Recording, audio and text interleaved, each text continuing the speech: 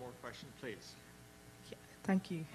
Well, this is really just an add-on to the question that was asked, and you've more or less answered some of the question is with regard to the amount of funds that is actually leaving. I've just come out of a program on HIV and AIDS where a significant percentage, we were underspent by a significant percentage. So I'm concerned about that and was looking for some possible reasons for that or ways of alleviating that problem, because I suspect it will happen again, but you've more or less given me an answer. Any pointers on what we can do towards that would be great. Roger. Take the mic. Wait, go ahead. We can't hear. Oh, I'm sorry. There was one acronym that, interestingly, didn't come up, PEPFAR, and it's one of the only bright lights I can find in the 8 years of a Bush administration. I'm just wondering if there's... What's it stand for? The President's Emergency Program for AIDS Relief.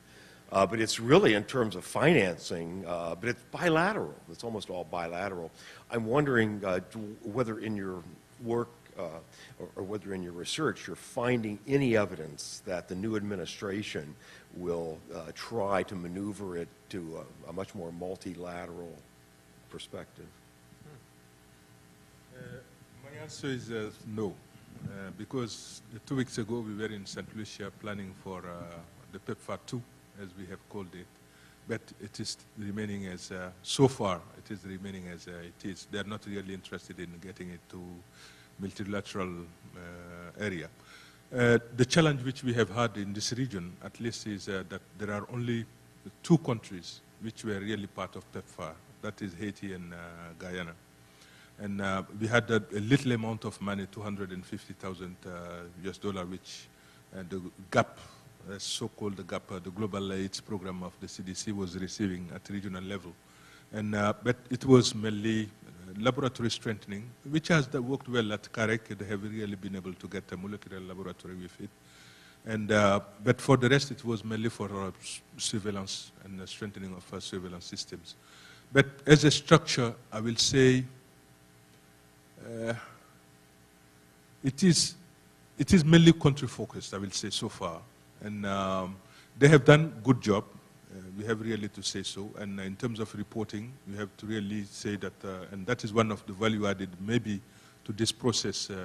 That is, our colleague was talking about accountability. It has really helped the global fund structure, the PEPFAR structure, plus UNH is if you want, a willingness through the UNGAS process to really report back, to say to people, this is what has happened with your money, has really been very, very important. Of course, the US Congress is asking Bush, where is the money? And the global funds, Bill and Melinda Gates are asking how much really has been used for what.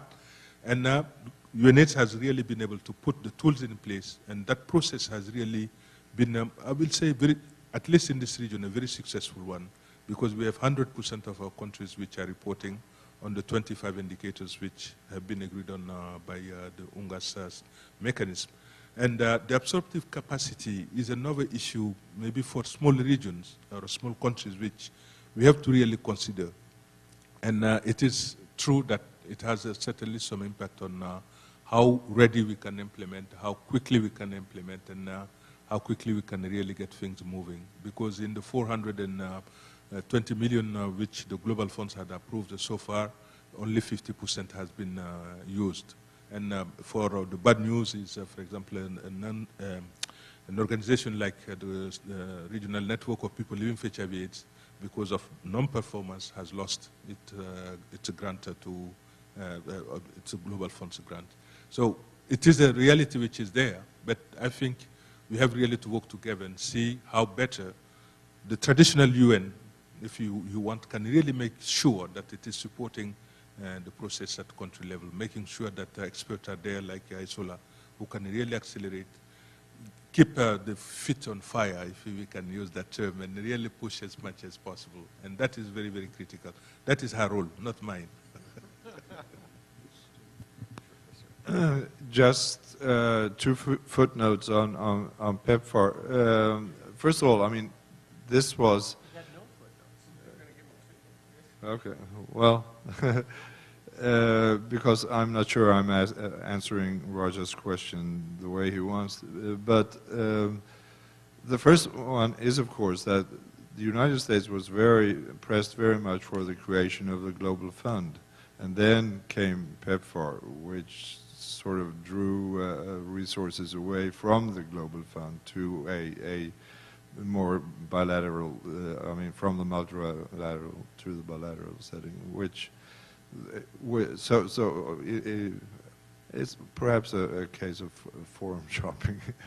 But the other one is, if we see any change, I think there will be one change, and that is the use of faith-based organizations, which were very prominent, and you know which faith-based organizations I'm talking about under the Bush administration. I think we might see a change there in partnerships.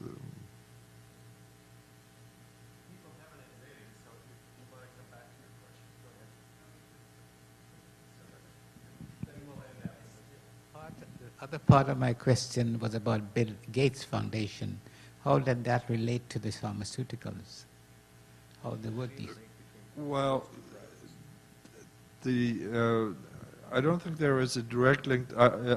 What I said, and I think that has been confirmed by people I've talked to in the Global Fund, is that